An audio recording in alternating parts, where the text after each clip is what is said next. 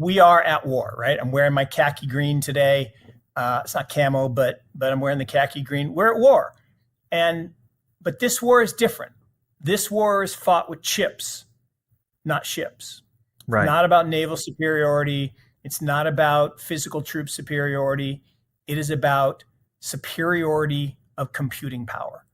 And the most powerful computing network in the world is Bitcoin. So it has a massive advantage against all the other currencies. I've been thinking more about this poll that I found on Charles Perello's YouTube channel. It currently stands at 62% of people who responded think it's a scam. This is his channel. This is the kind of content that he does.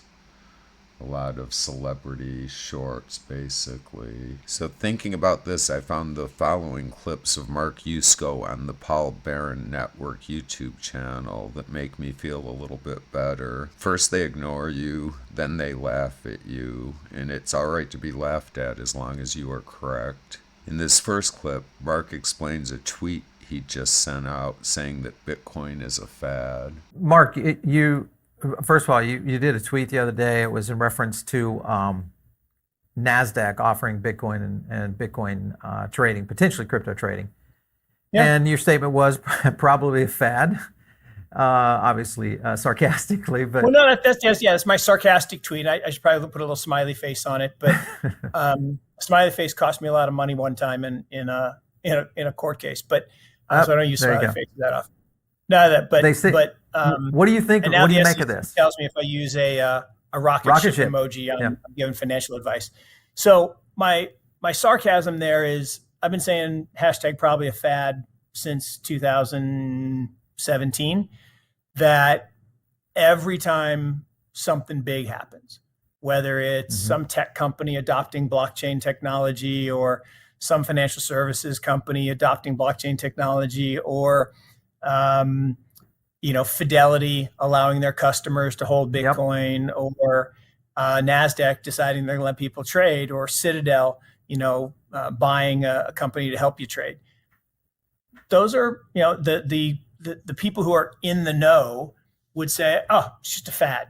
And I do this presentation, Paul, that I go throughout history, and a couple things happen routinely. People first, they ignore you, right? When you're a disruptive innovator, you just get ignored. They're like, yeah, that'll never work, right? The automobile, that's a pipe dream.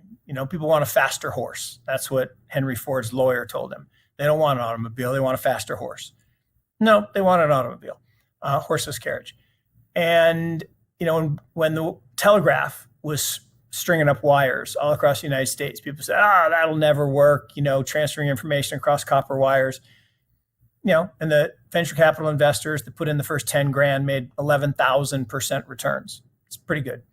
But then when Alexander Graham Bell came along and said, we're gonna put telephone voice signals over wires, because that could never happen, can't be done. So first they ignore it, then they laugh at you.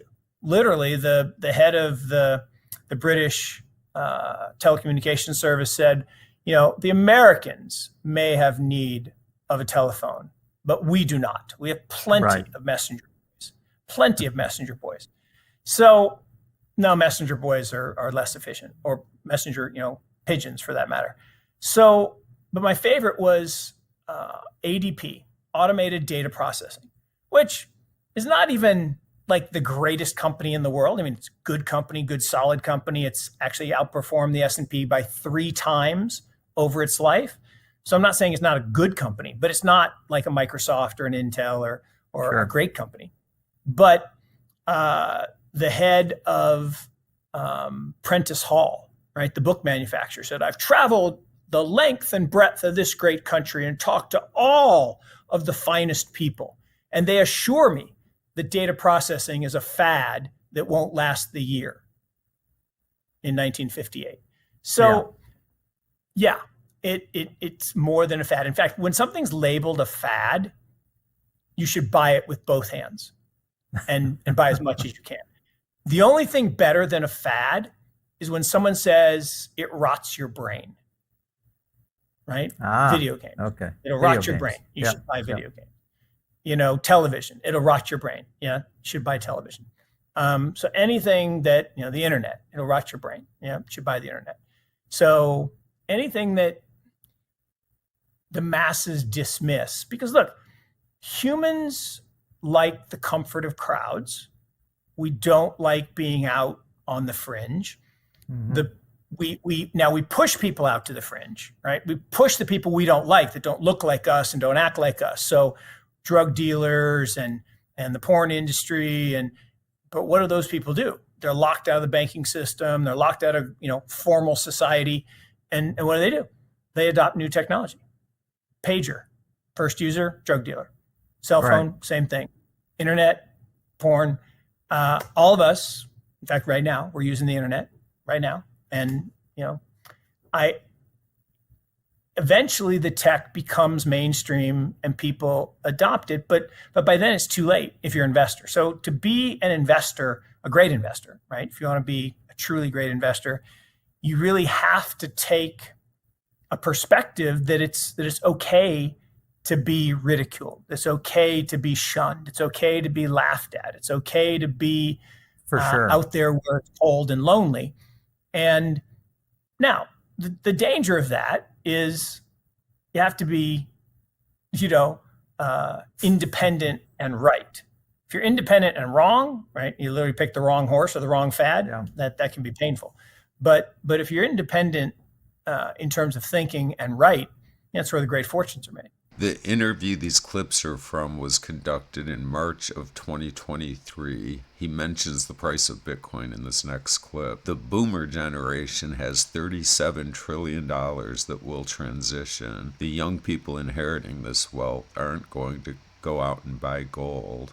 They're going to buy digital assets. The most secure, most dominant digital asset is now, and I believe will remain, Bitcoin. I think that Bitcoin will eventually displace gold as that base layer of money. And what is money? Money is an asset that exists in the absence of a liability. Everything else, again, to quote JP Morgan, is just credit or debt. Yeah. And so everything else that we think of as money, right? Currencies, you know, green piece of paper, red piece of paper in China, yellow piece of paper in Israel. We all have our little piece of paper that through belief and custom we think has value.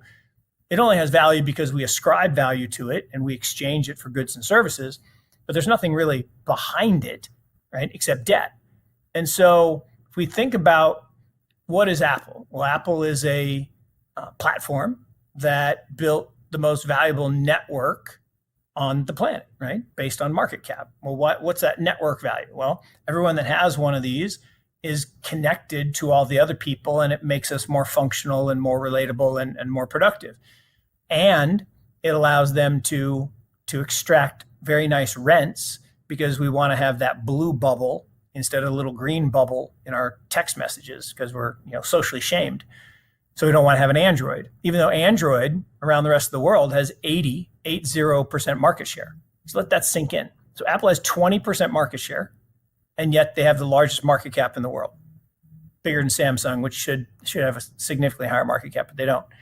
So then what? Then you go down through the list, you know, companies like Microsoft and others that have built networks. In fact, the five largest companies on that list aren't companies at all. They don't make things. They are networks, right? What is Amazon? They're a search engine. They match buyers and sellers. They don't make stuff. They deliver stuff. So they're a logistics company and a search engine. So Bitcoin in 14 years from nothing is now the 18th, and actually as of the other day, we're up at 16, the 16th largest entity in the world by market cap. It's pretty amazing. You know, everybody from Warren Buffett to Jamie Dimon to all these other people said it was going to zero. Peter Schiff. Right. Peter Schiff said it's going to zero since it was $3. And today it's at, you know, $23,000. That's significantly more than $3. And what people are missing is fundamentally this technology, blockchain technology, and Bitcoin is simply a use case of blockchain technology. It's a decentralized network, the most decentralized network in the world. It is the Right. most powerful computing network in the world. It's 1,400 times more powerful than the CERN supercomputer. And so that computing network, people say, oh, well, governments will just ban it.